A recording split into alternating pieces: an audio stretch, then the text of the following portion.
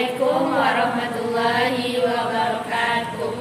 Waalaikumsalam warahmatullahi wabarakatuh. Selamat siang Kak. Ya. Sebelumnya kami berterima kasih sama Kakak udah mau luangin waktunya buat kami hari ini wawancara Kakak sesuai dengan sebelumnya kita buat kesepakatan hari ini kami mau wawancara Kakak. Kami dari jurusan biologi dari Universitas Muhammadiyah Riau.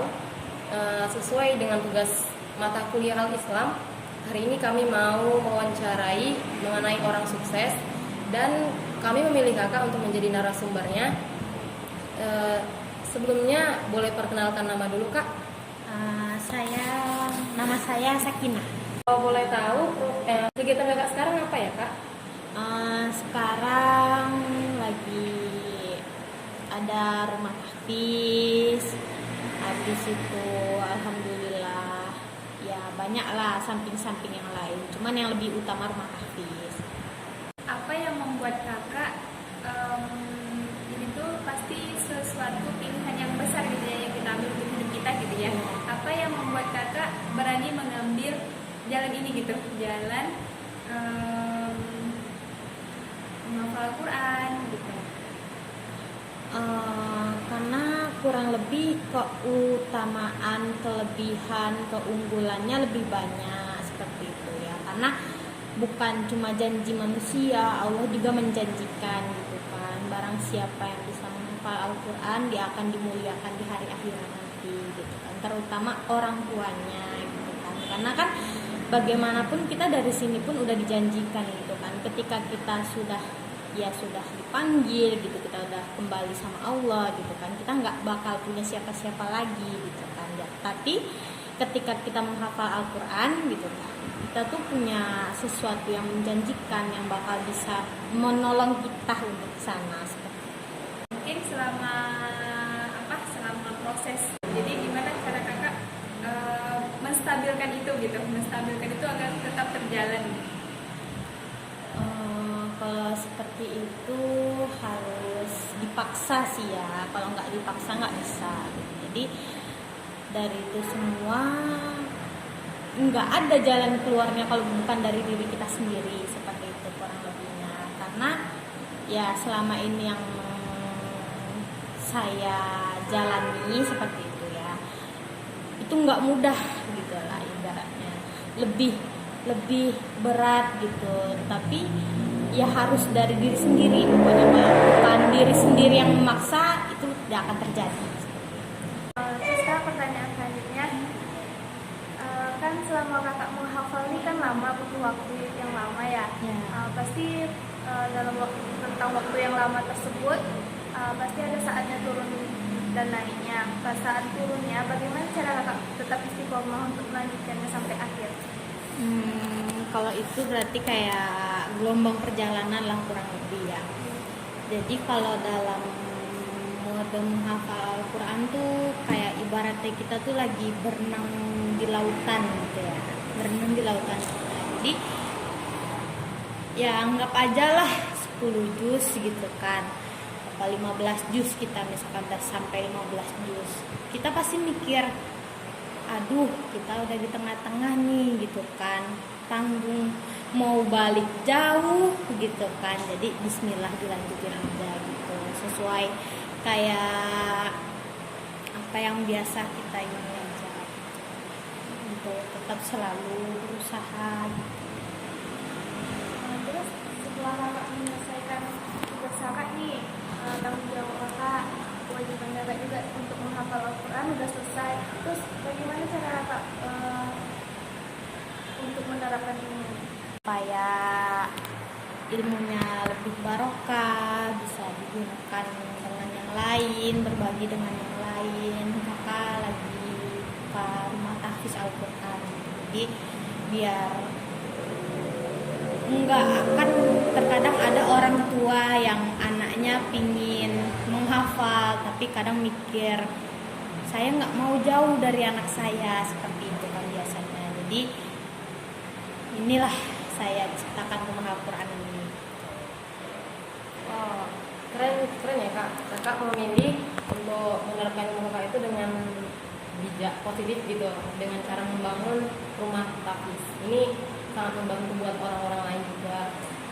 Kalau boleh tahu nih Kak, ini udah berapa lama sih Kak berjalan rumah tafisnya? Kurang lebih 2 tahun. Alhamdulillah. 2 tahun. Sampai sekarang ini udah banyak nggak Kak di sini yang belajar di sini gitu?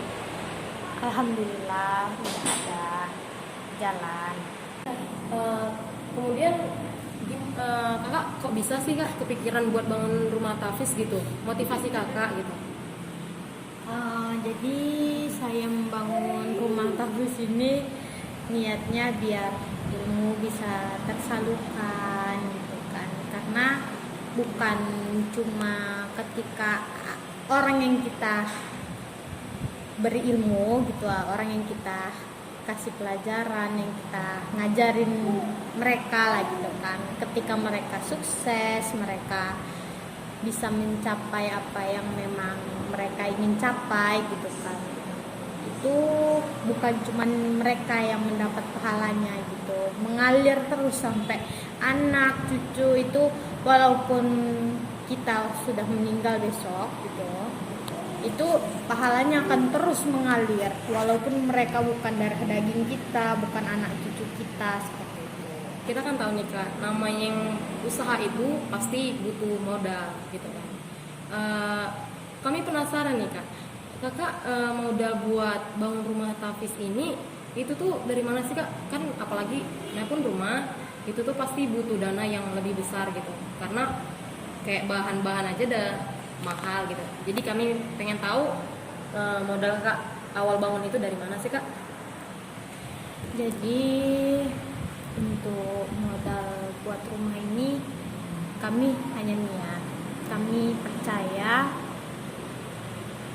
apa ya, kita kayak kita tuh bismillah aja, semua dijalani sendiri. Alhamdulillah semuanya saya bisa tanggung sendiri, alhamdulillah, Allah kasih lebih gitu ya. Yang saya harapkan bukan apa-apa, cuma saya pingin lebih banyak generasi hafiz-hafizah. Jadi saya pribadi punya kayak sebuah target lah kurang lebih kan. Saya mau tuh kalau memang saya sendiri yang megang gitu kan, itu nggak usah banyak-banyak, 10 udah maksimal lah gitu ya, 10 udah maksimal, karena saya punya target. Saya nggak mau yang saya ajari itu cuma sekedar dia bisa baca. Yang saya mau dia tuh ngerti apa maknanya gitu. Kayak contohnya kayak kita misalkan kayak di guru-guru tuh pasti selalu ngajarin 1 tambah 1 sama dengan pasti 2. Saya nggak mau ngajarin yang seperti itu. Saya tuh punya kayak bukan teguh pendirian sih, kayak punya tujuan sendiri gitu. Saya tuh harus ngajarin murid saya bahwa dia tuh tahu 1 tambah 1 kenapa bisa jadi 2, seperti itu. Jadi yang saya sampai sekarang belum ada banyak murid seperti itu, cuma saya mau murid yang saya didik mereka semua jadi. Harapan kakak ke depannya buat rumah tafis ini apa sih Kak? Harapan ke depannya saya ingin semua murid yang saya ajarin mereka jadi sukses, bisa membantu yang lain gitu. Ilmu yang dia berikan, ilmu yang dia dapat tuh bisa diberikan dengan yang lain.